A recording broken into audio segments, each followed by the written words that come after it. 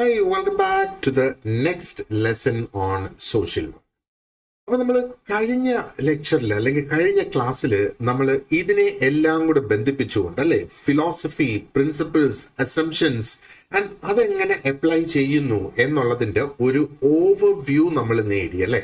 അപ്പോൾ എങ്ങനെയാണ് ഈ ഫിലോസഫിയും പ്രിൻസിപ്പിൾസും അസംഷൻസും കണക്റ്റഡ് ആകുന്നത്, ഇത് മൂന്നും കൂടെ ചേർന്ന് എങ്ങനെയാണ് സോഷ്യൽ വർക്കിനെ കംപ്ലീറ്റ് ആയിട്ട് പ്രവർത്തിപ്പിക്കുന്നത് എന്നൊക്കെയുള്ളത് ഡീറ്റെയിൽഡ് ആയിട്ട് നമ്മൾ നോക്കി. ഇനി നമുക്ക് ഈ ഓരോ കോൺസെപ്റ്റിനെയും ഐസൊലേറ്റ് ചെയ്ത് സെപ്പറേറ്റ് ആയിട്ട് നമുക്ക് നോക്കാം. അപ്പൊ ആദ്യം നമുക്ക് ഫിലോസഫിയിൽ സ്റ്റാർട്ട് ചെയ്യാം, കാരണം വളരെ ഡീറ്റെയിൽഡ് ആയിട്ടുള്ള ഒരു എക്സ്പ്ലോറേഷൻ നമുക്കിവിടെ ആവശ്യം തന്നെയാണ്. അപ്പോൾ സോഷ്യൽ വർക്കിന്റെ ഫിലോസഫി എന്ന് പറയുമ്പോഴത്തേക്ക് നമ്മൾ ഓൾറെഡി ഡിസ്കസ് ചെയ്തതുപോലെ അത് ഒരു സിസ്റ്റം ഓഫ് ബിലീവ്സ് ആണ്, ഐഡിയാസ് ആണ്, വാല്യൂസ് ആണ്. ഇപ്പൊ ഈ system of ideas, believes, values എന്ന് പറയുന്നത് ഇതൊക്കെ കൂടി ചേർന്നിട്ടാണ് എന്താ പറയേണ്ടത്, ആ ഒരു മോറൽ ആൻഡ് ആ ഒരു ഇന്റലക്ച്വൽ ഫൗണ്ടേഷൻ ആകുന്നത് ഈ സോഷ്യൽ വർക്ക് എന്ന പ്രൊഫഷന് വേണ്ടിയിട്ട്. And why do social workers do what they do? എന്തുകൊണ്ട് സോഷ്യൽ വർക്കേഴ്സ് ചെയ്തുകൊണ്ടിരിക്കുന്ന കാര്യങ്ങൾ അവർ ചെയ്യുന്നു അല്ലെങ്കിൽ ചെയ്യേണ്ടി വരുന്നു എന്നുള്ള ആ ഒരു ഡീപ്പായിട്ടുള്ള ചോദ്യത്തിന്റെ ഉത്തരം നമുക്ക് ഈ ഫിലോസഫി മനസ്സിലാക്കുമ്പോഴത്തേക്ക് നമുക്ക് അതിൽ നിന്ന് എന്താ പറയേണ്ടത് കൃത്യമായിട്ട് നമുക്ക് മനസ്സിലാക്കാനായിട്ട് കഴിയും. അപ്പോൾ ഈ ഫിലോസഫി എന്ന് പറയുമ്പോഴത്തേക്ക് അത് ഈ ഒരു പ്രൊഫഷനെ എന്താ പറയേണ്ടത്, അതൊരു പ്രൊഫഷനായി നിലനിൽക്കുന്നതിന് വേണ്ടിയിട്ട് സഹായിക്കുന്ന ഒരു സഹായം നൽകുന്ന ഒരു സേവനമായിട്ട് ഇതിനെ നിലനിർത്തുന്നു എന്നുള്ളതാണ്. ആൻഡ് ഈ philosophy actually gives it's vision. അതാണ് അപ്പൊ സോഷ്യൽ വർക്കിന് അതിന്റെ ആ ഒരു വിഷൻ, ഡയറക്ഷൻ ആൻഡ് അതിന്റെ എത്തിക്കൽ പേർപ്പസ് ശരിക്കും ഈ ഒരു ഫിലോസഫിയിൽ നിന്ന് വരുന്നു എന്ന് വേണമെങ്കിൽ നമുക്ക് പറയാം. It defines what social work believes about people, society and social change. എന്താണ് സോഷ്യൽ വർക്ക് എന്താ പറയേണ്ടത്, ആൾക്കാരെ കുറിച്ച്, ഹ്യൂമൻ ബീങ്സിനെ കുറിച്ച് എന്താണ് ആ സോഷ്യൽ വർക്കിന്റെ ഒരു വിശ്വാസം എന്നുള്ളത്, സമൂഹത്തിനെ കുറിച്ച് എന്താണ് സോഷ്യൽ വർക്ക് കരുതുന്നത്, അല്ലെങ്കിൽ സമൂഹത്തിൽ ഒരു മാറ്റം കൊണ്ടുവരുന്ന സോഷ്യൽ ചേഞ്ചിനെ കുറിച്ച് എന്താണ് സോഷ്യൽ വർക്ക് കരുതുന്നത് എന്നാണ് നമുക്ക് ഫിലോസഫിയിൽ നിന്ന് മനസ്സിലാക്കാനായിട്ട് സാധിക്കും. ഓക്കെ, അങ്ങനെ നമ്മൾ പറയുമ്പോൾ we have to see philosophy എന്ന് പറയുന്നത് ഈ സോഷ്യൽ വർക്ക് എന്ന പ്രൊഫഷന്റെ ആത്മാവാണ്. It is the soul of the profession എന്ന് നമുക്ക് പറയാം. അപ്പോൾ നമുക്കറിയാം അല്ലേ, നമ്മുടെ രാജ്യത്തിന്റെ ആ ഒരു സോൾ അല്ലെങ്കിൽ ആ ഒരു spirit that is guiding the nation നമ്മുടെ കോൺസ്റ്റിറ്റ്യൂഷൻ ആണ്. നമ്മുടെ കോൺസ്റ്റിറ്റ്യൂഷനെ ബേസ് ചെയ്താണ് ബാക്കി എല്ലാ കാര്യങ്ങളും. ഓരോ നിയമങ്ങളായി വരുന്നാൽ പോലും അത് നമ്മുടെ കോൺസ്റ്റിറ്റ്യൂഷൻ അനുസരിച്ചാണ് വരുന്നത്. അപ്പൊ കോൺസ്റ്റിറ്റ്യൂഷൻ ആണ് നമ്മുടെ രാജ്യത്തിന്റെ അല്ലെങ്കിൽ ഏതൊരു രാജ്യത്തിന്റെയും ഒരു ഗൈഡിങ് സ്പിരിറ്റ് എന്ന് വേണമെങ്കിൽ നമുക്ക് പറയാം. അതേപോലെ സോഷ്യൽ വർക്കിനെ സംബന്ധിച്ചിടത്തോളം അതിന്റെ ഗൈഡിങ് സ്പിരിറ്റ് ആണ് ഈ ഫിലോസഫി എന്ന് പറയുന്നത്. ഈ ഫിലോസഫി ഉള്ളത് കൊണ്ടാണ് സോഷ്യൽ വർക്ക് ജസ്റ്റ് ഒരു മെക്കാനിക്കൽ റെപ്പറ്റേറ്റീവ് ആക്ട് അല്ലാതെയായി മാറുന്നത് അല്ലെ. അത് ഹ്യൂമൻ സെൻട്രിക് ആണ്, മനുഷ്യനാണ് ശരിക്കും അതിന്റെ സെന്ററിൽ നിൽക്കുന്നത്. ജസ്റ്റിസ് ഓറിയന്റഡ് ആണ് അല്ലെ, നീതി ഉറപ്പാക്കുന്നതാണ് സോഷ്യൽ വർക്ക് എന്ന് എപ്പോഴും പറയുമ്പോഴത്തേക്ക്. ഈ സോഷ്യൽ വർക്കിന്റെ ഫിലോസഫി എന്ന് പറയുന്നത് അതിന് it is build on 5 major pillars. 5 പ്രധാനപ്പെട്ട പില്ലേഴ്സിലാണ് ഇത് ബിൽഡ് ചെയ്തേക്കുന്നത്, അല്ലെങ്കിൽ ആ 5 പ്രധാനപ്പെട്ട പില്ലേഴ്സ് ആണ് ഇതിന്റെ ഫിലോസഫി കംപ്ലീറ്റ്ലി റെപ്രസെന്റ് ചെയ്യുന്നത് എന്നുള്ളത്. അപ്പോൾ ഈ പില്ലേഴ്സ് ആണ് സോഷ്യൽ വർക്കിന്റെ കോർ വാല്യൂസിനെ റെപ്രസെന്റ് ചെയ്യുന്നത്, അതേപോലെ ആ ഒരു വേൾഡ് വ്യൂ നമുക്ക് തരുന്നത് എന്ന് പറയാം. അപ്പോൾ സോഷ്യൽ വർക്ക് അല്ലെങ്കിൽ ഈ ഫിലോസഫി എന്ന് പറയുന്നത് ഒന്ന്, it is universal in spirit and local in practice എന്നും കൂടെ നമ്മൾ മനസ്സിലാക്കിയിരിക്കുക. അതുകൊണ്ടാണ് ഈ ടോപ്പിക്കിന്റെ തുടക്കത്തിൽ തന്നെ അല്ലെങ്കിൽ സിലബസിൽ നമുക്ക് ഈ ടോപ്പിക്ക് തന്നിരിക്കുന്നത് എങ്ങനെയാണ്, നമ്മളിതിന്റെ ഫിലോസഫി പഠിക്കുക, അതേപോലെ ഈ ഫിലോസഫി എങ്ങനെയാണ് പ്രാക്ടീസിൽ അപ്ലൈ ചെയ്യുന്നത് എന്നുള്ളത് നോക്കുക. അപ്പൊ നമ്മൾ നമ്മുടെ രാജ്യത്തെ പ്രാക്ടീസ് ആണല്ലോ നോക്കേണ്ടത്. അപ്പോൾ ഇൻ യൂണിവേഴ്സൽ ഇൻ സ്പിരിറ്റ് എന്ന് പറയുമ്പോഴത്തേക്ക് ഈ ഫിലോസഫി തന്നെയാണ് ലോകത്ത് എവിടെയും സോഷ്യൽ വർക്കിന്റെ പിന്നിലെ ഫിലോസഫി എന്നുള്ളത്. ലോക്കൽ ഇൻ പ്രാക്ടീസ് എന്ന് നമ്മൾ പറയുമ്പോഴത്തേക്ക് ഓരോ രാജ്യത്തിന്റെയും, കാരണം നമുക്കറിയാം കൾച്ചർ മാറുന്നതനുസരിച്ച് അല്ലെങ്കിൽ ആവശ്യങ്ങൾ മാറുന്നതനുസരിച്ച് അല്ലെങ്കിൽ സമൂഹത്തിന്റെ ഒരു ലെവൽ അനുസരിച്ച് ഡെവലപ്ഡ് ആയ സമൂഹമാണോ, അണ്ടർ ഡെവലപ്ഡ് ആയതാണോ, അതോ ഡെവലപ്പ് ചെയ്തുകൊണ്ടിരിക്കുന്നതാണോ എന്നൊക്കെ ഉള്ളത് കണക്കിൽ എടുത്തുകൊണ്ടാണ് ആ ഒരു സോഷ്യൽ വർക്കിന്റെ പ്രാക്ടീസ് നമ്മൾ നടപ്പാക്കുന്നത്, അല്ലെ? അപ്പൊ അതുകൊണ്ടാണ് it is universal in spirit. ഏത് philosophy is universal in spirit and at the same time local in practice എന്നുള്ളത്. അപ്പോൾ ഇതിനെ സ്വാധീനിച്ചിരിക്കുന്നത് ഒന്ന് ഗ്ലോബൽ എത്തിക്സും അതേപോലെ നമ്മുടെ ഇന്ത്യൻ റിഫോം ട്രഡീഷൻസും കൂടിയാണ് ശരിക്കും നമ്മുടെ ഈ ഒരു ലോക്കൽ പ്രാക്ടീസിനെ സ്വാധീനിച്ചിരിക്കുന്നത് എന്ന് നമുക്ക് കാണാം. ഇനി എന്താണ് ഈ 5 പില്ലേഴ്സ് എന്ന് പറയുന്നത്? ഇത് നമ്മൾ വളരെയധികം ഓർത്തിരിക്കണം. ഇത് തന്നെയാണ് നമ്മൾ ഇനി എലാബറേറ്റ് ചെയ്ത് ഡിസ്കസ് ചെയ്യാൻ പോകുന്നത് ഈ ഒരു ലെസണിൽ. അപ്പം ആദ്യത്തെ പില്ലർ എന്ന് പറയുന്നത് ഹ്യൂമാനിറ്റേറിയൻ ആൻഡ് ഡെമോക്രാറ്റിക് വാല്യൂസ് എന്നുള്ളതാണ്. ഇത് തന്നെയാണ് അതിന്റെ ഏറ്റവും തുടക്കത്തിൽ ഉള്ളത് എന്ന് വേണമെങ്കിൽ നമുക്ക് പറയാം, അല്ലെ? So humanitarian and democratic values ഇതെന്താണ് എന്നുള്ളത് ഡീറ്റെയിൽഡ് ആയിട്ട് നമുക്കിപ്പോൾ ചർച്ച ചെയ്യാം. രണ്ടാമത്തെ പില്ലർ എന്ന് പറയുന്നത് സോഷ്യൽ ജസ്റ്റിസ് ആണ്, സാമൂഹിക നീതി, അല്ലെ? Social justice. മൂന്നാമത്തെ പില്ലർ എന്ന് പറയുന്നത് collective responsibility and social solidarity. ഇതെന്താണ് എന്നുള്ളത് നമുക്ക് ചർച്ച ചെയ്യാം. നാലാമത്തേത് എംപവർമെന്റ് ആൻഡ് കപ്പാസിറ്റി ബിൽഡിംഗ് ആണ്. ഏറെക്കുറെ ഒരു ഐഡിയ ഉണ്ട് എന്താണ് എംപവർമെന്റ് എന്നുള്ളത്, അല്ലെ? കപ്പാസിറ്റി ബിൽഡിങ്ങും എന്താണെന്ന് ഏറെക്കുറെ നമുക്കിപ്പോൾ ഒരു ഐഡിയ ഉണ്ട്, കാരണം കഴിഞ്ഞ ക്ലാസ്സസിലൊക്കെ നമ്മളത് ഡിസ്കസ് ചെയ്തിരുന്നു. അതേപോലെ അഞ്ചാമത്തെ പില്ലർ എന്ന് പറയുന്നത്, അതായത് ആ ഫിലോസഫിയുടെ പില്ലർ എന്ന് പറയുന്നത് holistic view of human nature. മനുഷ്യന്റെ ആ ഒരു സ്വഭാവം, മനുഷ്യന്റെ ആ ഒരു നേച്ചർ, അതിനെക്കുറിച്ച് ഉള്ള ഒരു കംപ്ലീറ്റ് വ്യൂ നമുക്കിവിടെ വേണം എന്നുള്ളതാണ്. ഇനി നമുക്കിതിൽ ഓരോന്നും എങ്ങനെയാണ് പ്രവർത്തിക്കുന്നത്, അല്ലെങ്കിൽ ആ ഓരോ ഫിലോസഫിയും എന്ത് ഗൈഡൻസ് ആണ് നമുക്ക് തരുന്നത്, ആ ഫിലോസഫി തന്നെ എന്താണ്, അതിനെ നമ്മൾ പ്രാക്ടീസിൽ കൊണ്ടുവരുമ്പോഴത്തേക്ക് എങ്ങനെയാണ് ഇത് പ്രതിഫലിക്കുന്നത് എന്നൊക്കെയുള്ളത് നമുക്ക് ചർച്ച ചെയ്യാം. അപ്പൊ ആദ്യത്തെ എടുക്കാം, ഹ്യൂമാനിറ്റേറിയൻ ആൻഡ് ഡെമോക്രാറ്റിക് വാല്യൂസ്. അപ്പൊ ഇത് നമ്മൾ നോക്കുകയാണെന്നുണ്ടെങ്കിൽ സോഷ്യൽ വർക്കിന്റെ എന്താ പറയേണ്ടത്, ഹൃദയഭാഗം തന്നെയാണ് ഇത് എന്ന് വേണമെങ്കിൽ നമുക്ക് പറയാം. അതായത് ഈ ഒരു believe in the inherent worth and dignity of every human being. Inherent worth and dignity എന്ന് പറയുമ്പോഴത്തേക്ക് ഇൻഹെറന്റ് എന്ന് പറയുന്നതെല്ലാം നമുക്ക് ജന്മനാ ഉള്ളത് തന്നെ, ജന്മനാ നമുക്ക് ലഭിക്കുന്നതാണ്. അപ്പൊ മനുഷ്യനായി ജനിക്കുമ്പോൾ തന്നെ മനുഷ്യന് ഒരു വാല്യൂ ഉണ്ട്, ഒരു വിലയുണ്ട്. അതാണ് വേർത്ത് എന്ന് പറയുന്നത്. ഇവിടെ മൂല്യമല്ല, ഒരു വില എന്നുള്ളതാണ്. അതേപോലെ ആ ഒരു ഡിഗ്നിറ്റിയും ഉണ്ട്, അല്ലെ? അപ്പൊ every human being has this എന്നുള്ളത് ഒരു ഫിലോസഫിക്കൽ തോട്ടാണ്. മനസ്സിലായില്ല? അപ്പൊ ഇതിന്റെ അർത്ഥം എന്താണ്? ഇതിന്റെ അർത്ഥം നമ്മൾ ഇത് പറയാതെ പറഞ്ഞ് നമ്മൾ മനസ്സിലാക്കേണ്ടതെന്ന് പറയുന്നത്, ഓരോ വ്യക്തിയും റെസ്പെക്ട്, ബഹുമാനം അർഹിക്കുന്നു. ഓരോ വ്യക്തിയും അനുകമ്പ, കമ്പാഷൻ അർഹിക്കുന്നു. അത് അവരുടെ ആ ഒരു എന്താ പറയേണ്ടത്, സമ്പത്ത് അവർക്ക് ഒത്തിരി ഉണ്ടെന്ന് വെച്ചിട്ടോ, അല്ലെങ്കിൽ സമൂഹത്ത് വലിയ ഒരു ഉയർന്ന നിലയിലാണെന്ന് വെച്ചിട്ടോ, അല്ലെങ്കിൽ ജീവിതത്തിൽ അവരെന്ത് അച്ചീവ് ചെയ്തു എന്നുള്ളതിനെ അടിസ്ഥാനപ്പെടുത്തിയിട്ടല്ല. ഒരൊറ്റ ബേസിക് ആയിട്ടുള്ള റീസൺ ആണ് ഇവിടെ അതിന് ആധാരമാകുന്നത്, അവര് മനുഷ്യരാണ് എന്നുള്ള ആ ഒരു കാരണം. അപ്പൊ ഈ പ്രിൻസിപ്പിള് ശരിക്കും ഉടലെടുത്തിരിക്കുന്നത് is from the Universal Declaration of Human Rights. 1948 എന്താ പറയേണ്ടത്, ആ ഒരു Universal Declaration of Human Rights വന്നിട്ടുള്ളത്, UDHR എന്ന് പറയും. അതിൽ നിന്നാണ് ഈ humanitarian and democratic values, specifically human beings have a inherent worth and dignity എന്ന് പറയുന്ന ആ ഒരു ഫിലോസഫി ഉടലെടുത്തിരിക്കുന്നത് ഇവിടെ നിന്നാണ് എന്നുള്ളതാണ് നമ്മൾ മനസ്സിലാക്കേണ്ടത്. ഓക്കെ, അപ്പോൾ സോഷ്യൽ വർക്കിനെ സംബന്ധിച്ചിടത്തോളം ഹ്യൂമാനിറ്റേറിയനിസം എന്ന് പറയുമ്പോഴത്തേക്ക് എന്താണ് ഹ്യൂമാനിറ്റേറിയനിസം എന്ന് പറയുന്നത്?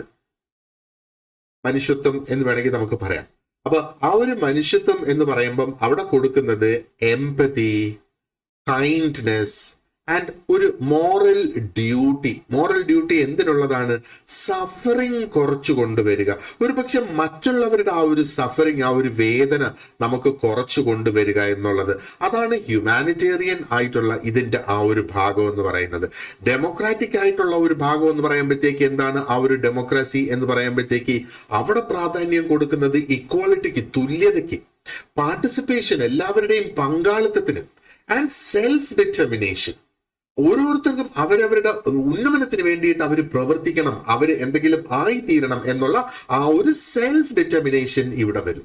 അപ്പൊ ഈ രണ്ട് ഐഡിയാസും കൂടെ നമ്മൾ കൂട്ടി യോജിപ്പിച്ചു ഒന്നിച്ചാക്കുമ്പോഴാണ് ശരിക്കും എന്താ പറയേണ്ടത്, ഇതിന്റെ ഒരു എത്തിക്സിന്റെ ഹൃദയഭാഗമായി മാറുന്നത് എന്ന് വേണമെങ്കിൽ നമുക്ക് പറയാം. സോ പ്രാക്ടീസിൽ എങ്ങനെയാണ് ഇത് പ്രതിഫലിക്കുന്നത്? ഇത് ഇൻഹെറന്റ് വർത്ത് ആൻഡ് ഡിഗ്നിറ്റി എങ്ങനെയാണ് പ്രാക്ടീസിൽ, സോഷ്യൽ വർക്ക് പ്രാക്ടീസിൽ നമുക്കത് കാണിക്കാനായിട്ട് കഴിയുക? ഇപ്പൊ സോഷ്യൽ വർക്കേഴ്സ് വളരെയധികം റെസ്പെക്റ്റോടുകൂടി അവരുടെ ക്ലയന്റ് പറയുന്നത് കേൾക്കണം.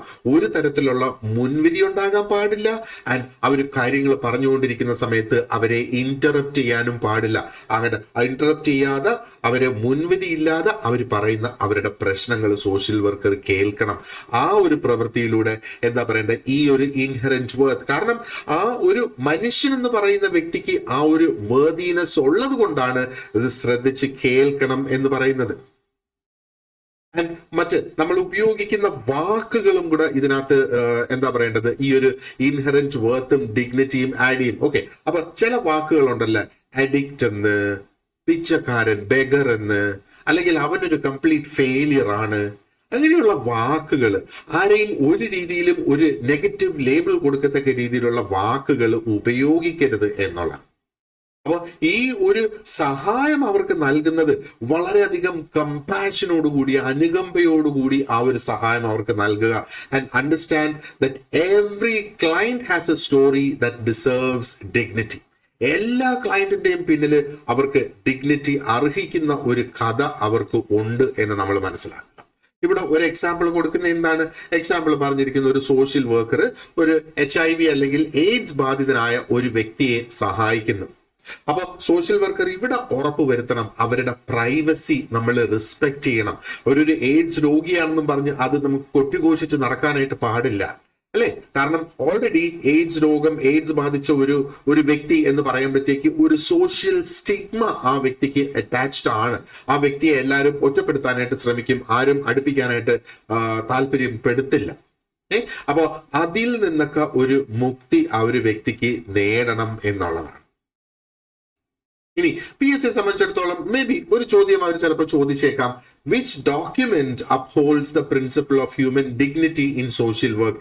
ഏത് ഡോക്യുമെന്റിലാണ് ഹ്യൂമൻ വർത്ത് അല്ലെങ്കിൽ ആ ഒരു ഹ്യൂമൻ ഡിഗ്നിറ്റിയെ അപ്ഹോൾഡ് ചെയ്യുന്ന ആ ഒരു സംഭവം ഏത് ഡോക്യുമെന്റിലാണ് പറഞ്ഞിട്ടുള്ളത് എന്ന് ചോദിക്കുകയാണെങ്കിൽ അവിടെയാണ് നമുക്ക് ഉത്തരവായിട്ട് വരുന്നത് universal Declaration of Human rights. അത് ഏത് വർഷത്തിലാണ് അത് പബ്ലിഷ് ചെയ്തതെന്ന് ചോദിച്ചാൽ 1948 അത് പ്രാബല്യത്തിൽ വരുന്നതും അത് പബ്ലിഷ് ചെയ്തിട്ടുള്ളതും. അപ്പൊ ഇങ്ങനെ ഓർത്താൽ മതി, D for dignity and D for declaration. UDHRന്റെ ഡിക്ലറേഷൻ നമ്മൾ ഓർത്തുക, D for dignity and D for declaration. ആ ഡിക്ലറേഷനിൽ നിന്നാണ് ഈ ഒരു ഡിഗ്നിറ്റിയുടെ കാര്യം എടുത്തിരിക്കുന്നത് എന്ന് മനസ്സിലാക്കുക. ഇനി അടുത്തത് നമുക്ക് നോക്കാനുള്ളത് സോഷ്യൽ ജസ്റ്റിസ് ആണ്, സാമൂഹിക നീതിയാണ്. സോഷ്യൽ ജസ്റ്റിസ് മറ്റൊരു സെൻട്രൽ പില്ലർ ആണ് സോഷ്യൽ വർക്കിന്റെ ഫിലോസഫിയെ സംബന്ധിച്ചിടത്തോളം. അപ്പൊ ഇതിന്റെ അർത്ഥം എന്താണ്? സോഷ്യൽ ജസ്റ്റിസ് എന്ന് പറയുമ്പോഴത്തേക്ക് എല്ലാവർക്കും തുല്യമായ ഒരു ട്രീറ്റ്മെന്റ്, ഒരു സേവനം തുല്യമായിട്ട് എല്ലാവർക്കും ലഭിക്കണം. എല്ലാവർക്കും തുല്യമായ അവസരങ്ങൾ, ഈക്വൽ ഓപ്പർച്യൂണിറ്റീസ് ഉണ്ടാകണം. ആൻഡ് ഒരു തരത്തിലുള്ള ഒരു ഡിസ്ക്രിമിനേഷനും പാടില്ല. അപ്പം എല്ലാ തരത്തിലുള്ള ഡിസ്ക്രിമിനേഷൻ, അത് പ്രായം കൊണ്ടാകട്ടെ, ജെൻഡർ കൊണ്ടാകട്ടെ, കാസ്റ്റ് കൊണ്ടാകട്ടെ, ഒരു തരത്തിലുള്ള ഡിസ്ക്രിമിനേഷനും പാടില്ല. എല്ലാ തരത്തിലുള്ള ഡിസ്ക്രിമിനേഷനും ഒഴിവാക്കുക. അതാണ് സോഷ്യൽ ജസ്റ്റിസ് കൊണ്ട് ശരിക്കും ഉദ്ദേശിക്കുന്നത്. എല്ലാവർക്കും തുല്യമായ അവസരം, എല്ലാവരെയും ഒരേപോലെ ഒരു ഫെയർ ട്രീറ്റ്മെന്റ് എല്ലാവർക്കും കിട്ടുക, and elimination of discrimination of all kinds എന്ന് പറയാം. അപ്പൊ സോഷ്യൽ ജസ്റ്റിസ് എന്ന് പറയുമ്പോഴത്തേക്ക് അത് ലീഗൽ ജസ്റ്റിസ് എന്ന ഐഡിയയ്ക്കും മുകളിലാണ് എന്ന് നമ്മൾ മനസ്സിലാക്കുക. ലീഗൽ ജസ്റ്റിസ് എന്താണ്? നിയമം കൊണ്ട് നമ്മൾക്ക് സാധിച്ചെടുക്കുന്ന ജസ്റ്റിസ് ആണ് ലീഗൽ ജസ്റ്റിസ് എന്ന് പറയുന്നത്. അപ്പൊ സോഷ്യൽ ജസ്റ്റിസ് അതിലും വലുതാണ്. നമുക്കറിയാം, നിയമം എന്ന് പറയുമ്പോഴത്തേക്ക് അത് കൈകാര്യം ചെയ്യുന്നത് റൂൾസും പണിഷ്മെന്റും അവിടെ കൈകാര്യം ചെയ്യുന്നു.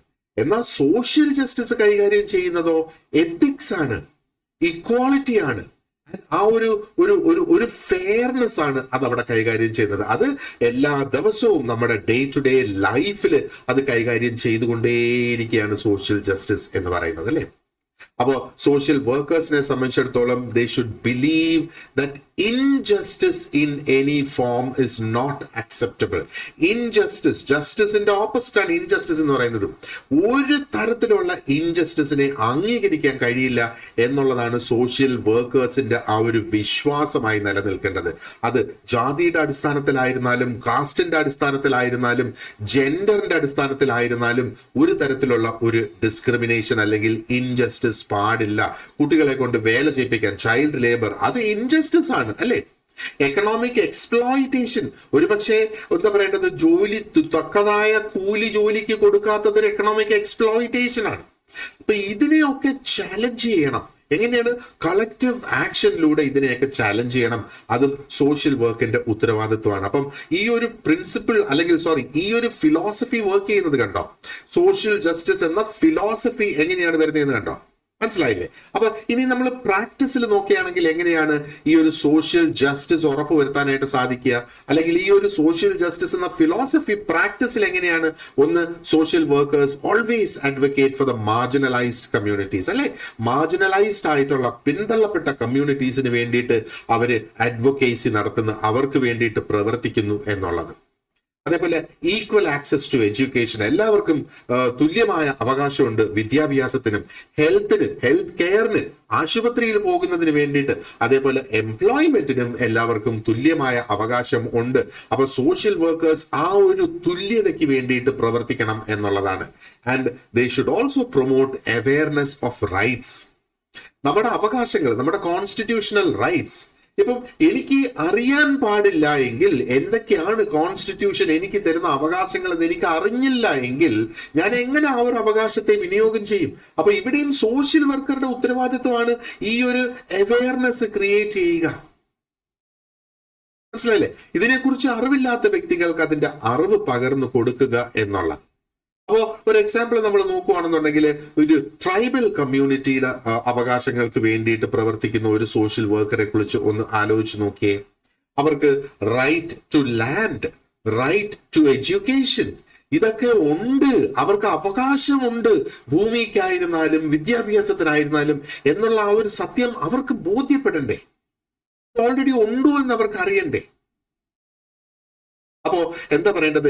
എല്ലാവർക്കും തുല്യമായ അവസരങ്ങൾ ലഭിക്കാതെ അവിടെ നീതി നടപ്പാകില്ല എന്നുള്ളതാണ് നമ്മൾ മനസ്സിലാക്കേണ്ടത്. ഇനി ഡിസ്ട്രിബ്യൂട്ടീവ് ജസ്റ്റിസ്, ഉദാഹരണത്തിന് ഇപ്പൊ PSC നമുക്കൊരു ചോദ്യം വരികയാണ്, what is meant by distributive justice in social work? Distributive justice, distribute ചെയ്യാന്ന് പറഞ്ഞാൽ ഡിസ്ട്രിബ്യൂഷൻ, എല്ലാവർക്കും കൊടുക്കുക എന്നുള്ളതാണ് ഡിസ്ട്രിബ്യൂഷൻ എന്ന് പറയുന്നത്, അല്ലെ? അപ്പൊ ഡിസ്ട്രിബ്യൂട്ടീവ് ജസ്റ്റിസ് എന്ന് പറയുമ്പോഴത്തേക്ക് fair distribution of opportunities and resources. Opportunities, എന്താ പറയേണ്ടത്, അവസരങ്ങൾ, അതേപോലെ റിസോഴ്സസ് എന്ന് പറയുമ്പോഴത്തേക്ക് നമുക്ക് പലതിനും, അതായത് ഇപ്പം ഹെൽത്ത് കെയറിന് വേണ്ടിയിട്ട് ഹോസ്പിറ്റലാണ് അതിന്റെ ആ ഒരു റിസോഴ്സ് എന്ന് പറയുന്നത്. അപ്പൊ ഈ റിസോഴ്സസും അവസരങ്ങളും എല്ലാവർക്കും ഈക്വൽ ആയിട്ട് ഡിസ്ട്രിബ്യൂട്ട് ചെയ്യുക എല്ലാ മെമ്പേഴ്സിനും, അതാണ് ഡിസ്ട്രിബ്യൂട്ടീവ് ജസ്റ്റിസ് എന്നുള്ള ആ ഒരു കോൺസെപ്റ്റ് ഇവിടെ. അപ്പോ നമ്മൾ ഡിസ്ട്രിബ്യൂട്ടീവ് എന്നുള്ള വാക്ക് ഓർക്കുമ്പോഴത്തേക്ക് ഡിസ്ട്രിബ്യൂട്ട് റിസോഴ്സസ് എന്നുള്ളതും കൂടെ നമ്മൾ അവിടെ ഓർത്തോളുക. ഡിസ്ട്രിബ്യൂട്ട് റിസോഴ്സസ് ഫെയർലി എന്നുള്ളത്. ഇനി അടുത്ത പില്ലർ നമുക്ക് നോക്കാനുള്ളത് is collective responsibility and social solidarity. എന്താണ് കളക്റ്റീവ് റെസ്പോൺസിബിലിറ്റി അല്ലെങ്കിൽ സോഷ്യൽ സോളിഡാരിറ്റി എന്ന് പറയുമ്പോഴത്തേക്ക്, അപ്പോ social work actually it rejects the idea that individuals exist in isolation. അതാണ് സോഷ്യൽ സോളിഡാരിറ്റി എന്ന് പറയുമ്പോഴത്തേക്ക്. അപ്പൊ അതായത് സോഷ്യൽ വർക്കിനെ സംബന്ധിച്ചിടത്തോളം അതിന്റെ ഒരു ഫിലോസഫിയാണ് ഒരു വ്യക്തിയും ഒറ്റയ്ക്ക് എക്സിസ്റ്റ് ചെയ്യാൻ പറ്റില്ല എന്നുള്ളത്. അപ്പോ എന്താണ് ഈ ഒരു ഫിലോസഫി നമ്മെ പഠിപ്പിക്കുന്നത്? It teaches that individual wellbeing is deeply connected to the well-being of the society, of the community, of the world. അപ്പോ വ്യക്തികൾ നന്നായാൽ ആ സമൂഹം മൊത്തത്തിൽ നന്നാകും, ആ ഒരു രാജ്യം മുഴുവനായിട്ട് നന്നാകും വ്യക്തികൾ നന്നായാൽ. അതാണ് കളക്റ്റീവ് റെസ്പോൺസിബിലിറ്റി എന്ന് പറയുന്നത്. സോ നമുക്ക് സോളിറ്റ്യൂഡിൽ, അതായത് ഒരു വ്യക്തിക്ക് ഒറ്റയ്ക്ക് ഐസൊലേഷനിൽ കഴിയാൻ പറ്റില്ല, അല്ലെങ്കിൽ ഐസൊലേഷനിൽ രക്ഷപ്പെടാൻ പറ്റില്ല. അപ്പൊ ഈ ഒരു ഐഡിയക്കാണ് കളക്റ്റീവ് റെസ്പോൺസിബിലിറ്റി എന്ന് പറയുന്നത്. അതായത് ഇവിടെ ഉള്ള ഈ ബിലീഫ് എന്ന് പറയുന്നത് ഓരോ വ്യക്തിക്കും അല്ലെങ്കിൽ ഒരു ഇൻസ്റ്റിറ്റ്യൂഷൻ ആയിക്കോട്ടെ, സ്ഥാപനത്തിനായിക്കോട്ടെ, അപ്പൊ ഓരോ വ്യക്തിക്കും ഓരോ ഇൻസ്റ്റിറ്റ്യൂഷനും ഒരു ഡ്യൂട്ടി ഉണ്ട് ടു കെയർ ഫോർ അതേഴ്സ്, മറ്റുള്ളവരെ കൂടെ സംരക്ഷിക്കുക എന്നുള്ളത്, പ്രത്യേകിച്ചും ആ വൾണറബിൾ ആയിട്ടുള്ള ഗ്രൂപ്പ്സിനെ സംരക്ഷിക്കുക എന്നുള്ള ഒരു ഉത്തരവാദിത്വം ഇവിടെ എല്ലാവർക്കും ഉണ്ട് എന്നുള്ളതാണ്.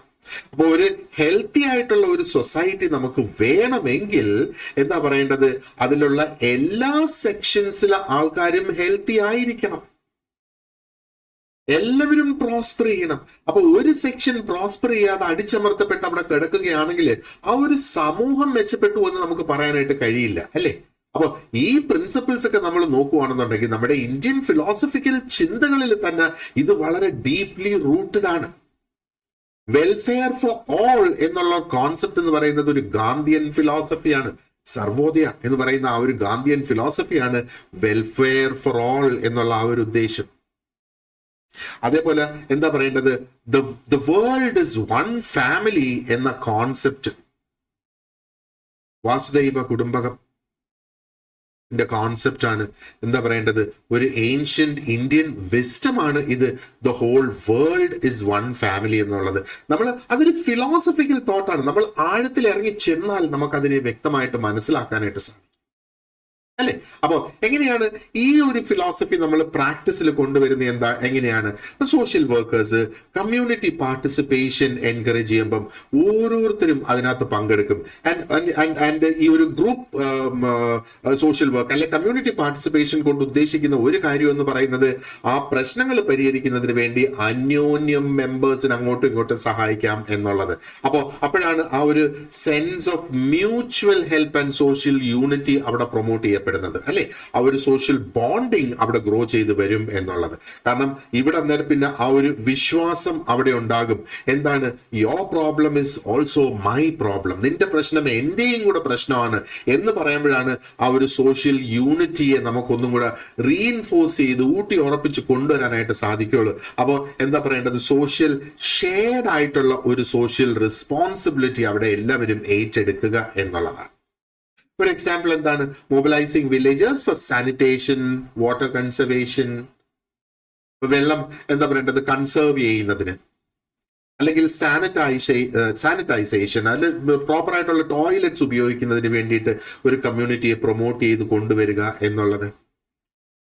അപ്പോൾ PSCക്ക് ഒരു പക്ഷെ നമുക്കൊരു ചോദ്യം വരായിരിക്കാം, ഏത് ഇന്ത്യൻ കോൺസെപ്റ്റ് ആണ് കളക്റ്റീവ് റെസ്പോൺസിബിലിറ്റി പ്രകടിപ്പിക്കുന്ന ഇന്ത്യൻ കോൺസെപ്റ്റ് ഏതാണ് എന്ന് ചോദിക്കുകയാണെങ്കിൽ നമുക്ക് എന്താ പറയേണ്ടത്, വാസുദൈവ കുടുംബകത്തിന്റെ ആ ഒരു കോൺസെപ്റ്റ് അവിടെ എടുക്കാം. The world is one family എന്നുള്ളത്.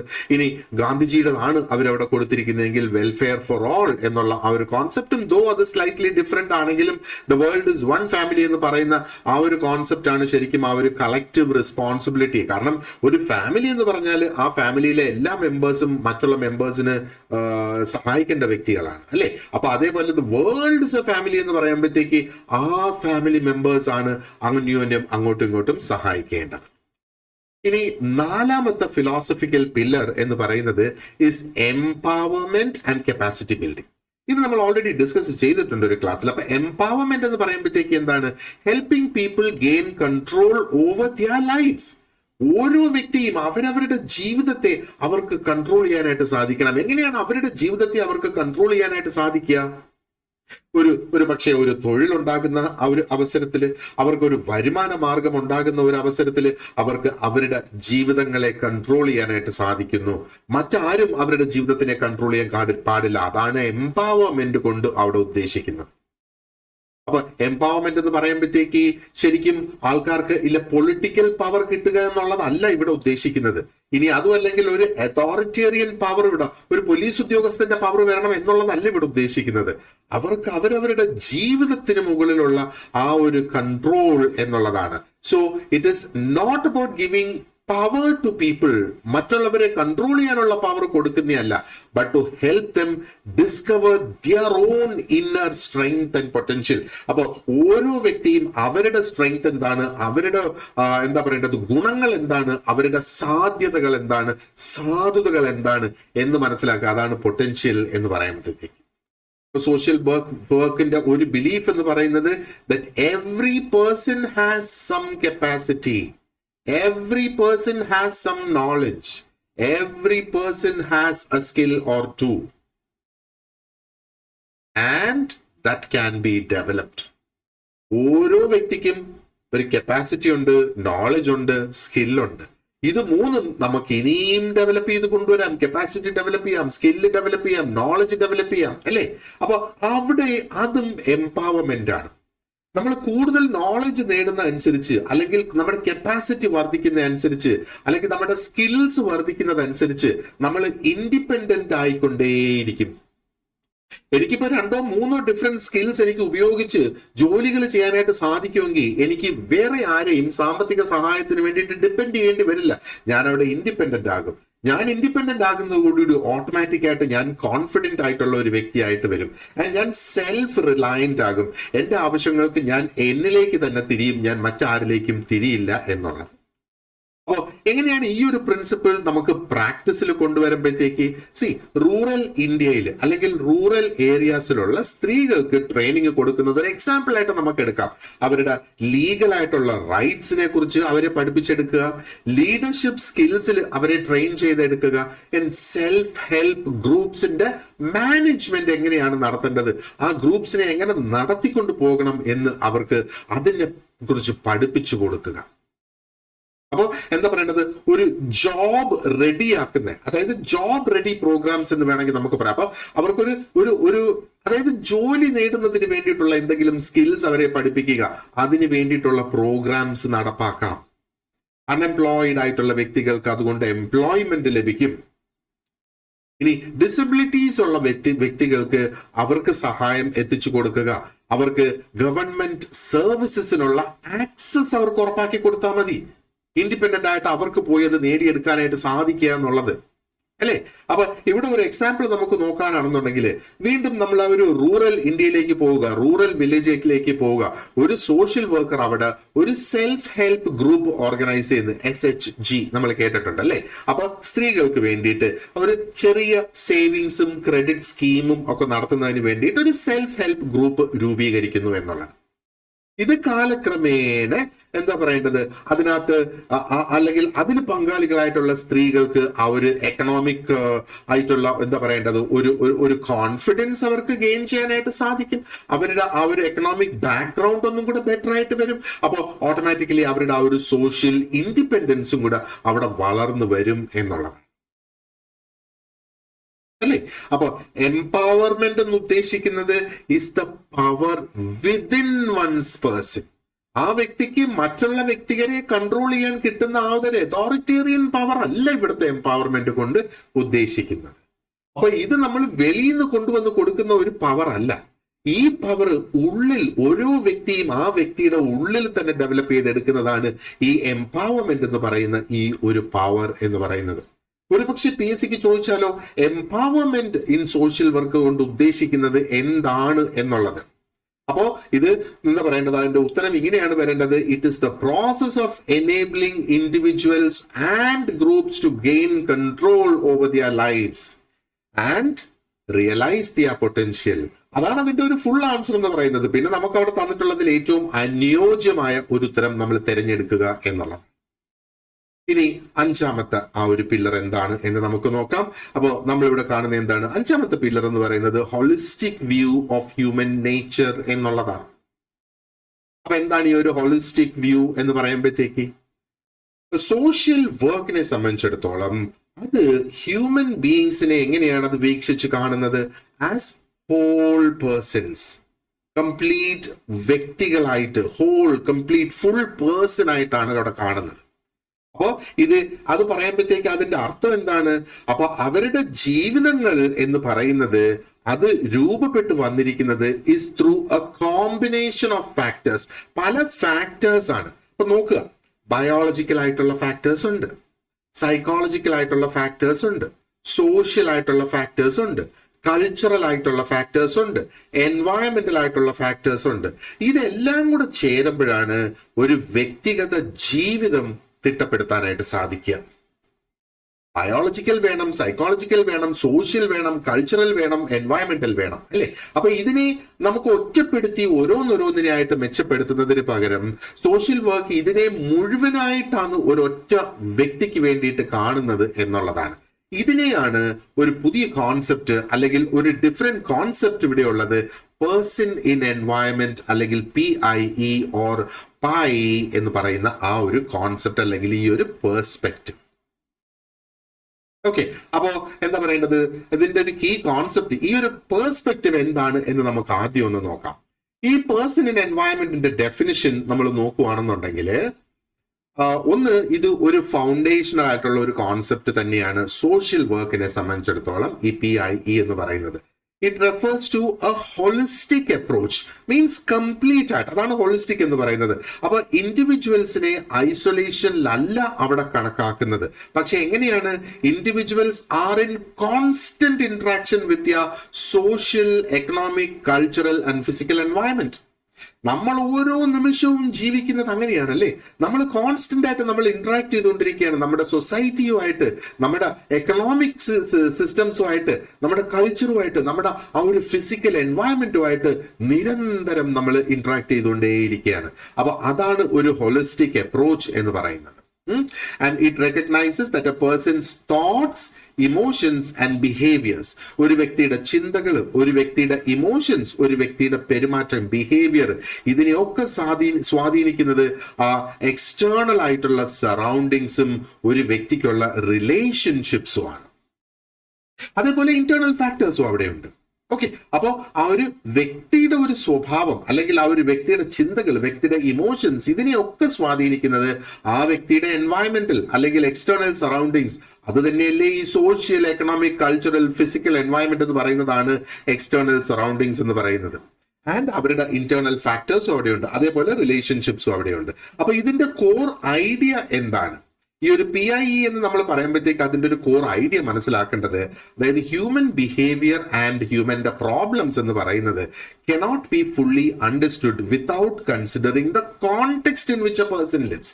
ഒരു വ്യക്തി ജീവിക്കുന്ന സാഹചര്യം നമ്മൾ കണക്കിലെടുക്കാതെ ആ ഒരു വ്യക്തിയുടെ പ്രശ്നങ്ങൾ മുഴുവനായിട്ടും നമുക്ക് മനസ്സിലാക്കാൻ കഴിയില്ല എന്നുള്ള ആ ഒരു സത്യാവസ്ഥയാണ് ഇതിന്റെ പിന്നിലെ കോർ ഐഡിയ എന്ന് പറയുന്നത്, അല്ലേ? അപ്പോ എന്താ പറയേണ്ടത്, instead of asking what's wrong with this person, ഈ വ്യക്തിക്ക് എന്താണ് പ്രശ്നം എന്ന് നമ്മൾ ചോദിക്കുന്നതിന് പകരം PIEയുടെ ആ ഒരു കോൺസെപ്റ്റിൽ നിന്ന് നമ്മൾ നോക്കുകയാണെന്നുണ്ടെങ്കിൽ, what has happened in this person's life, ഈ വ്യക്തിയുടെ ജീവിതത്തിൽ എന്താണ് സംഭവിച്ചത്. ഇപ്പൊ ജീവിതത്തിൽ എന്താണ് സംഭവിച്ചതെന്ന് അറിയണമെങ്കിൽ നമ്മൾ അതിന്റെ ബാക്ക്ഗ്രൗണ്ടും കൂടെ മനസ്സിലാക്കിയെങ്കിലേ ജീവിതത്തിൽ എന്ത് സംഭവിച്ചു എന്നുള്ളത്, ഈ വ്യക്തിക്ക് എന്ത് സംഭവിച്ചു, ആരെങ്കിലും ഒരു കല്ലെടുത്തെറിഞ്ഞ് ആ കല്ല് വന്നിട്ട് ദേഹത്ത് കൊണ്ട്, ഓക്കെ, അതാണ് നമുക്ക് അതിന് കിട്ടുന്ന ഉത്തരങ്ങൾ. ഈ വ്യക്തിക്ക് എന്ത് സംഭവിച്ചു എന്ന് ചോദിച്ചാല്, അതേപോലെ how is their environment contributing to the issue? അപ്പൊ അവര് ജീവിക്കുന്ന ആ ഒരു അന്തരീക്ഷം, അവരുടെ ചുറ്റുപാടുകൾ, അതെങ്ങനെയാണ് ഈ ഒരു അവരുടെ ഒരു പ്രശ്നത്തിനെ വലുതാക്കിക്കൊണ്ടിരിക്കുന്നത്. അപ്പോ ആ അന്തരീക്ഷം നമ്മൾ മനസ്സിലാക്കാതെ we cannot understand a person's problems എന്നുള്ളതാണ് പേഴ്സൺ ഇൻ എൻവയറമെന്റ് എന്നുള്ളതിന്റെ ആ ഒരു കോൺസെപ്റ്റ്. ഇത് വ്യക്തമായിട്ട് ഓർത്തു വെച്ചോളൂ. ഇനി നമ്മൾ ഈ ഒരു PIE അല്ലെങ്കിൽ PI, പേഴ്സൺ ഇൻ എൻവയറമെന്റ് എന്നുള്ള കോൺസെപ്റ്റിൽ നമ്മൾ ഇനിയും റെഫർ ചെയ്യും. അത് റെഫർ ചെയ്യുമ്പം ഇവിടെ ഓൾറെഡി നിങ്ങൾക്ക് ആ ഒരു കോൺസെപ്റ്റ് മനസ്സിലുണ്ട് എന്ന് മനസ്സിലാക്കാം. അപ്പോൾ ഈ ഒരു ഹോളിസ്റ്റിക് വ്യൂവിന്റെ ഒരു കോൺസെപ്റ്റ് എന്ന് പറയുന്നത് do not view individuals in isolation, വ്യക്തികളെ തനിയെ അല്ല അവിടെ നോക്കേണ്ടത് എന്നുള്ളതാണ് ഇതിന്റെ പറയുന്ന ഒരു കോർ ഐഡിയ നമ്മൾ ഇവിടെ കാണേണ്ടത്. ഓക്കെ, അപ്പോ when we say അതേപോലെ examine influence of family, community and social system. ഒരു വ്യക്തിയുടെ പ്രോബ്ലത്തിനെ നമ്മൾ നോക്കുന്ന അവസരത്തില് ആ ഒരു വ്യക്തിയെ മാത്രം എടുത്തിട്ട് ആ വ്യക്തിക്ക് എന്താണ് പ്രശ്നം എന്നുള്ളത് നോക്കുന്നതിന് പകരം അതോടൊപ്പം, അതും വേണം, അതോടൊപ്പം ആ വ്യക്തിയുടെ ഫാമിലി ബാക്ക്ഗ്രൗണ്ട് നോക്കുക, ആ വ്യക്തിയുടെ കമ്മ്യൂണിറ്റി ബാക്ക്ഗ്രൗണ്ട് നോക്കുക, ആ വ്യക്തി ജീവിക്കുന്ന സാമൂഹിക രീതികൾ, സോഷ്യൽ സിസ്റ്റംസ് എന്താണ് എന്നുള്ളതും കൂടെ മനസ്സിലാക്കുക. അതാണ് ഈ ഒരു ഹോളിസ്റ്റിക് വ്യൂ എന്നുള്ള ആ ഒരു ഫിലോസഫി നമ്മെ പഠിപ്പിക്കുന്നത്. ഇനി ഈ ഒരു ഹോളിസ്റ്റിക് വ്യൂ എങ്ങനെയാണ് പ്രാക്ടീസിൽ നമ്മൾ നടപ്പാക്കിയെടുക്കുന്നത്? പ്രാക്ടീസിൽ ഒന്ന് ആലോചിച്ച് നോക്കുക. ഒരു കുട്ടി, ആ കുട്ടിക്ക് ബിഹേവിയറൽ പ്രോബ്ലംസ് ഉണ്ട്. ഓക്കെ, ക്ലാസ്സിൽ അത് ഒരു പക്ഷേ ക്ലാസ്സിലിരുന്ന് ഉറങ്ങുന്ന, പ്രശ്നം ഉണ്ടാക്കുന്ന, ഒച്ചത്തിൽ സംസാരിക്കുന്ന, അങ്ങനെയൊക്കെയുള്ള ബിഹേവിയറൽ പ്രോബ്ലംസ് ഒരു കുട്ടിക്കുണ്ട് എന്ന് കണക്കാക്കുക. അപ്പോ ഈ കുട്ടിയെ മാത്രമല്ല ഇവിടെ നമ്മൾ കുറ്റപ്പെടുത്തേണ്ടത് എന്നുള്ളതാണ് ഈ കോൺസെപ്റ്റ് പറഞ്ഞു വരുന്നത്. ഇപ്പൊ സോഷ്യൽ വർക്കർ ഇവിടെ ശരിക്കും നോക്കണം, ഈ കുട്ടിയുടെ ഫാമിലിയിൽ എന്തെങ്കിലും പ്രശ്നങ്ങളുണ്ടോ, സ്കൂളിന്റെ കണ്ടീഷൻസിൽ എന്തെങ്കിലും പ്രശ്നങ്ങളുണ്ടോ, ആ കുട്ടിയുടെ സോഷ്യൽ എൻവയൺമെന്റ് എന്താണ്, ആ കുട്ടിയുടെ ചുറ്റാകെയുള്ള ആൾക്കാർ ഏത് രീതിയിൽ പ്രവർത്തിക്കുന്നവരാണ് എന്നുള്ള കാര്യവും കൂടെ നോക്കുമ്പോഴേ ആ കുട്ടിയുടെ പ്രശ്നം കംപ്ലീറ്റ് ആയിട്ട് മനസ്സിലാക്കാനായിട്ട് സാധിക്കൂ. അതാണ് explore broader causes of behavioural problems in children എന്ന് പറയുന്നത്. ആൻഡ് നമ്മൾ എന്താണ് ചെയ്യേണ്ടത്? Design programmes that address interconnected issues. ഇത് ഇന്റർകണക്റ്റഡ് ആയിട്ട് വരുന്ന ഈ ഇഷ്യൂസിനെ അഡ്രസ് ചെയ്യത്തക്ക രീതിയിലുള്ള സൊല്യൂഷൻസ് ആണ് അവിടെ ഉണ്ടാകേണ്ടത്. അപ്പൊ കമ്മ്യൂണിറ്റി ലെവൽ പ്രോഗ്രാംസ് അവിടെ ഉണ്ടാക്കുക. മേ ബി പോവർട്ടി ആയിരിക്കാം ഒരു കാരണം, ആ പോവർട്ടിയെ അഡ്രസ് ചെയ്യുന്നതിന് വേണ്ടിയിട്ട് ഒരു കമ്മ്യൂണിറ്റി ലെവൽ പ്രോഗ്രാം ഉണ്ടാക്കുക. മേ ബി ജെൻഡർ ഇഷ്യൂസ് ആയിരിക്കും അവിടുത്തെ ഒരു പ്രശ്നമായിട്ട് വരുന്നത്. അപ്പൊ ആ ജെൻഡർ ഇഷ്യൂസ് അഡ്രസ് ചെയ്യുന്നതിന് വേണ്ടിയിട്ടുള്ള ഒരു കമ്മ്യൂണിറ്റി ലെവൽ പ്രോഗ്രാം ഉണ്ടാക്കുക. മേ ബി എഡ്യൂക്കേഷൻ ആയിരിക്കും, ചിലപ്പം ഇതെല്ലാം കൂടെ അവിടെ ചേർന്ന് വരുമായിരിക്കും. അപ്പൊ ഇതൊക്കെ എങ്ങനെയാണ് ഇന്റർകണക്ട് ചെയ്ത് കിടക്കുന്നത്, എങ്ങനെയാണ് ഇതിന്റെ ഈ പ്രശ്നങ്ങൾ നടക്കുന്നത്, അല്ലെങ്കിൽ ഏതൊക്കെ ഫാക്ടേഴ്സ് ഈ പ്രശ്നങ്ങളുടെ ആഘാതം കൂട്ടുന്നുണ്ട് എന്നൊക്കെയുള്ളത് നോക്കി മനസ്സിലാക്കി ആ പ്രശ്നങ്ങളെ കൂടെ നമ്മൾ ഇതിനകത്ത് പരിഹരിക്കണം എന്നുള്ളതാണ്. അപ്പം ഉദാഹരണത്തിന് നമ്മളിപ്പോ നോക്കുകയാണെന്നുണ്ടെങ്കിൽ കൗൺസിലിംഗ് നടക്കുന്ന ആ ഒരു സമയത്ത് ലെറ്റ് സേ ഒരു അൺഎംപ്ലോയിഡ് ആയിട്ടുള്ള ഒരു യങ് ഇൻഡിവിജ്വലിനെ കൗൺസിൽ ചെയ്യുന്ന ഒരു അവസരം ഒന്ന് ചിന്തിച്ചു നോക്കുക. അപ്പൊ സോഷ്യൽ വർക്കർ ഇവിടെ എന്തൊക്കെ നോക്കണം? ആ സോഷ്യൽ വർക്കർ ഒന്ന്, ഈ വ്യക്തിക്ക് ജോലിക്കുള്ള മോട്ടിവേഷൻ ഉണ്ടോ എന്നുള്ളത് അറിയണം. അറ്റ് ദ സെയിം ടൈം ആ വ്യക്തിയുടെ എക്കണോമിക് സ്ട്രക്ചർ എന്താണ്, എന്തുകൊണ്ട് ആ വ്യക്തിക്ക് ഓപ്പർച്യൂണിറ്റീസ് ലഭിക്കുന്നില്ല, അങ്ങനെ ആ വ്യക്തിയുടെ ജോലി കിട്ടാത്ത സാഹചര്യത്തെ എഫക്ട് ചെയ്യുന്ന എല്ലാ ഘടകങ്ങളെയും ഇവിടെ സോഷ്യൽ വർക്ക് എടുക്കണം എന്നുള്ളതാണ്. അപ്പോ ഈ പേഴ്സണൽ എൻവയൺമെന്റ് എന്ന് പറയുന്ന കോൺസെപ്റ്റ് തന്നെ എന്താണ് എന്നുള്ളതിന്റെ ആ ഒരു ചോദ്യം ഇതിനു മുമ്പേ പലപ്പോഴും സോഷ്യൽ വർക്ക് റിലേറ്റഡ് ആയിട്ടുള്ള പരീക്ഷകളിൽ ഈ PIE അല്ലെങ്കിൽ പേഴ്സണൽ എൻവയൺമെന്റ് എന്നുള്ള ആ ഒരു ചോദ്യത്തിന്റെ അർത്ഥം എന്താ പറയേണ്ടത് അറിയാമോ എന്നുള്ളത് മനസ്സിലാക്കത്തക്ക രീതിയിലുള്ള ചോദ്യങ്ങൾ വരും. അപ്പോൾ ഇവിടെ എന്താണ് PIE ആ ഒരു വ്യൂ എന്ന് പറയുന്നത് is A view that individuals behaviour, ഓരോ വ്യക്തിഗത അല്ലെങ്കിൽ ആ ഒരു വ്യക്തിയുടെ ബിഹേവിയറും വ്യക്തിയുടെ പ്രശ്നങ്ങളും ആ വ്യക്തിയുടെ കോണ്ടെക്സ്റ്റിലാണ് നമുക്ക് ഏറ്റവും ബെസ്റ്റ് ആയിട്ട് മനസ്സിലാക്കാനായിട്ട് സാധിക്കുക. അപ്പൊ ഏതൊക്കെ കോണ്ടെക്സ്റ്റ്? ആ വ്യക്തിയുടെ സോഷ്യൽ കോണ്ടെക്സ്റ്റ് വരണം, ആ വ്യക്തിയുടെ എൻവയറമെന്റൽ സറൗണ്ടിങ്സ് വരണം എന്നുള്ളതാണ്. അപ്പൊ എപ്പോഴും ഇങ്ങനെ ആലോചിച്ചാൽ മതി, ഒരു വ്യക്തിയും ആ വ്യക്തി ജീവിക്കുന്ന സാഹചര്യവും, ഇത് രണ്ടും കൂടെ ചേരുന്നതാണ് PIE അല്ലെങ്കിൽ പേഴ്സൺ ഇൻ എൻവയറമെന്റ് എന്ന് പറയുന്ന ആ ഒരു കോൺസെപ്റ്റ്. ഓക്കെ, അപ്പോ നമ്മൾ ആ 5 പില്ലേഴ്സും നമ്മളിപ്പോൾ ഡിസ്കസ് ചെയ്തിട്ടുണ്ട്. ഫിലോസഫിക്കൽ പില്ലേഴ്സ് ആണ് നമ്മളിവിടെ ഡിസ്കസ് ചെയ്തേക്കുന്നത്. ഓക്കെ, അപ്പോ എങ്ങനെയാണ് ആ ഒരു ഹ്യൂമാനിറ്റേറിയൻ ആൻഡ് ഡെമോക്രാറ്റിക് വാല്യൂസ്, അതിന്റെ കോർ ഐഡിയ എന്താണ്? Inherent dignity of every person, ജന്മനാ ഓരോ വ്യക്തികൾക്കും ആ ഒരു ഡിഗ്നിറ്റി ഉണ്ട് എന്നുള്ളത്. ആൻഡ് ഇത് എവിടെ നിന്ന് വരുന്നു? UDHR 1948 സ്ഥാപിച്ച UDHRന്റെ കോൺസെപ്റ്റിൽ നിന്ന് വരുന്നു. സോഷ്യൽ ജസ്റ്റിസ് എന്നുള്ളത് അത് equality, fairness, beyond legal structures എന്നൊക്കെ ഉള്ളത് എവിടെ നിന്ന് വരുന്നു? ഓക്കെ, അത് നമ്മുടെ കോൺസ്റ്റിറ്റ്യൂഷനിൽ നിന്ന് തന്നെ വരുന്നു, നമ്മുടെ ആ ഒരു ഇന്ത്യൻ കണക്ഷൻ നമ്മൾ നോക്കുകയാണെങ്കിൽ. ആൻഡ് കളക്റ്റീവ് റെസ്പോൺസിബിലിറ്റി എന്നുള്ളത് ഷെയർഡ് കെയർ അല്ലേ, സൊസൈറ്റിയിലുള്ള എല്ലാ അംഗങ്ങൾക്കും ഷെയർഡ് ആയിട്ടുള്ള ആ ഒരു കെയർ, അത് എവിടെ നിന്ന് വരുന്നത്? സർവോദയ, വാസുദൈവ കുടുംബകം, എവരുടെയൊക്കെ കോൺസെപ്റ്റ്സിൽ നിന്ന് വരുന്നു എന്ന് നമുക്കത് കാണാം അല്ലെ. ഇനി എംപവർമെന്റ് എന്ന് പറഞ്ഞാൽ എന്താണ്? ആ ഒരു ഇന്റേണൽ കപ്പാസിറ്റി ബിൽഡ് ചെയ്യുന്ന, കോൺഫിഡൻസ് ബിൽഡ് ചെയ്യുന്ന, അതിന് self help groups, women's movements, അതൊക്കെ അതിന്റെ എക്സാമ്പിൾസ് അല്ലെങ്കിൽ അതിന് വേണ്ടിയിട്ടുള്ള പ്രവർത്തനങ്ങൾ എന്ന് പറയാം.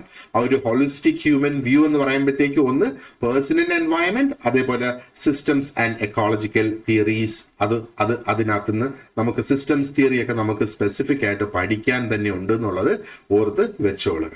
ഓക്കെ, സോ സി എങ്ങനെയാണ് നമ്മുടെ പുതിയ സിലബസ് അനുസരിച്ചുള്ള topics Inter related, Inter connected ആയിട്ട് വരുന്നതെന്ന് ഇപ്പൊ കണ്ടോ? റൈറ്റ്. അപ്പോ നമ്മൾ ഈ ഒരു സെക്ഷൻ നമ്മളിവിടെ കൺക്ലൂഡ് ചെയ്യാണ്. അതായത് ഫിലോസഫി ഓഫ് സോഷ്യൽ വർക്ക് നമ്മൾ ഡീറ്റെയിൽഡ് ആയിട്ട് ഡിസ്കസ് ചെയ്തിട്ടുണ്ട്. ഒന്ന് ഓർക്കുക, ഫിലോസഫി ഓഫ് സോഷ്യൽ വർക്ക് എന്ന് പറയുന്നതാണ് ഈ ഒരു പ്രൊഫഷന്റെ മോറൽ കോമ്പസ്. ഓക്കെ, മറ്റൊന്ന് സോഷ്യൽ വർക്കേഴ്സിന് ഒരു എൻകറേജ്മെന്റ് ആവുകയാണ് ടു ഗോ ബിയോണ്ട് സർവീസസ്. ആ സർവീസിന് പുറമേ പോയി മനുഷ്യത്വം, ഹ്യൂമാനിറ്റിക്ക് വേണ്ടിയിട്ട്, ജസ്റ്റിസിന്, നീതിക്ക് വേണ്ടിയിട്ട് ആൻഡ് എംപവർമെന്റിന് വേണ്ടിയിട്ട് നിലനിൽക്കുക എന്നുള്ളത്. And transforms social work into a mission of social transformation. ഇപ്പൊ സോഷ്യൽ വർക്ക് എന്ന് പറയുമ്പോഴത്തേക്ക് ചാരിറ്റി അല്ല, അതിലും ഉപരിയായിട്ട് ആ ഒരു ട്രാൻസ്ഫോർമേഷൻ നടത്തിയെടുക്കുക, അതായിരിക്കണം സോഷ്യൽ വർക്കിന്റെ മിഷൻ എന്ന് പറയുന്നത്. ഓക്കെ, അപ്പൊ ജസ്റ്റ് ഒരു ഹെൽപ്പിംഗ് പ്രൊഫഷൻ എന്ന നിലയിലല്ല അതിനെ കാണേണ്ടതെന്നാണ് ഇവിടെ പറഞ്ഞു വരുന്നത്. റൈറ്റ്, അപ്പോ നമ്മൾ ഈ വാല്യൂസ് ഒന്ന് ഓർത്ത് വെക്കുന്നതിന് വേണ്ടിയിട്ട് HSCEH എന്ന് നമുക്ക് ഒരു ക്വിക്ക് റിക്കോൾ ടിപ്പ് നമുക്ക് എടുക്കാം. HSCEH എന്ന് നമ്മൾ പഠിച്ചു വെക്കുക. അപ്പം H stands for humanitarian values, S for social justice, C for collective responsibility, E for empowerment, and H again for holistic human view. അപ്പൊ തുടക്കത്തിലും ഒടുക്കത്തിലും ഒരു H ആണ് എന്ന് ഓർത്തുക. ആദ്യവും H ആണ്, അവസാനവും H ആണ്. അതിൻ്റെ ഇടയിൽ 3 എണ്ണം ഉണ്ട്. SCE 3 എണ്ണം അതിൻ്റെ ഇടയിലുണ്ട് അല്ലേ? അപ്പോൾ അത് നമ്മൾ ആ ഒരു രീതിയിൽ അതിനെ ഒന്ന് ഓർത്ത് വെക്കുകയാണെങ്കിൽ it would be really very good and exciting. Okay, so ഈ ഒരു ലെസൺ നമ്മളിവിടെ വൈൻഡപ്പ് ചെയ്യുന്നത്. ആൻഡ് ആസ് യൂഷ്വൽ നിങ്ങൾക്ക് ഇതിനോടൊപ്പം ഇതിന്റെ പ്രാക്ടീസ് ക്വസ്റ്റ്യൻസ് നിങ്ങൾക്ക് ലഭിക്കുന്നതാണ്. വളരെ ഹൈ ലെവൽ ആയിട്ടുള്ള എന്താ പറയേണ്ടത്, PSC റീസെന്റ് ആയിട്ട് ചോദിച്ചു വരുന്ന തരത്തിലുള്ള ക്വസ്റ്റ്യൻസ് തന്നെയാണ് നമ്മൾ ഇതിന് വേണ്ടിയിട്ട് ജനറേറ്റ് ചെയ്തിട്ടുള്ളത്. അപ്പോൾ വീഡിയോ കാണുക, നോട്ട്സ് വായിക്കുക, എന്നിട്ട് ആ ചോദ്യങ്ങൾ ആദ്യം ഒന്ന് ആൻസർ ചെയ്യാനായിട്ട് നോക്കുക. ആൻസർ കീ ഞാൻ സെപ്പറേറ്റ് ആയിട്ടാണ് വെച്ചിട്ടുള്ളത്. അപ്പം ചോദ്യങ്ങളൊന്ന് ആൻസർ ചെയ്യാനായിട്ട് നോക്കുക. ആൻസർ ചെയ്തിട്ട് 50% കൂടുതൽ നമുക്ക് തെറ്റിപ്പോവുകയാണെങ്കിൽ ഉറപ്പായിട്ടും ഈ ചാപ്റ്റർ ഒന്നും കൂടെ റീവിസിറ്റ് ചെയ്യണം. ഒന്നും കൂടെ ഈ ചാപ്റ്റർ അന്നേരം തന്നെ നമ്മളൊന്ന് വീണ്ടും പഠിച്ചു പോകണം. എന്നിട്ട് വീണ്ടും ആ ചോദ്യങ്ങൾ, സെയിം ചോദ്യങ്ങൾ തന്നെ നമ്മൾ അറ്റംപ്റ്റ് ചെയ്യുക. അപ്പം 50% കുറവാണ് നമ്മുടെ തെറ്റെങ്കിൽ നിങ്ങൾക്ക് അടുത്ത ടോപ്പിക്കിലേക്ക് പോകാം. കാരണം ഇനിയിപ്പോൾ നമുക്ക് ഒരുപാട് ടൈം ഒന്നുമില്ല ഇത് പ്രിപ്പയർ ചെയ്ത് പോകുന്നതിന് വേണ്ടിയിട്ട്. അതുകൊണ്ട് എത്രയും പെട്ടെന്ന് ആ ഒരു ലെസൺസ് കംപ്ലീറ്റ് ചെയ്ത് പോവുക. ഈ മാസം അവസാനത്തോടു കൂടി നമ്മൾ കംപ്ലീറ്റ് സിലബസും തയ്യാറാക്കി, കംപ്ലീറ്റ് ടോപ്പിക്സിന്റെയും ഡീറ്റെയിൽഡ് ആയിട്ടുള്ള നോട്ട്സും വീഡിയോ ക്ലാസ്സസും പ്രാക്ടീസ് ക്വസ്റ്റ്യൻസും എല്ലാം തയ്യാറാക്കി നിങ്ങളുടെ മുന്നിൽ എത്തിക്കുന്നതായിരിക്കും. So thank you once again for watching this lesson, and you have an excellent day ahead. Thank you. See you in the next class.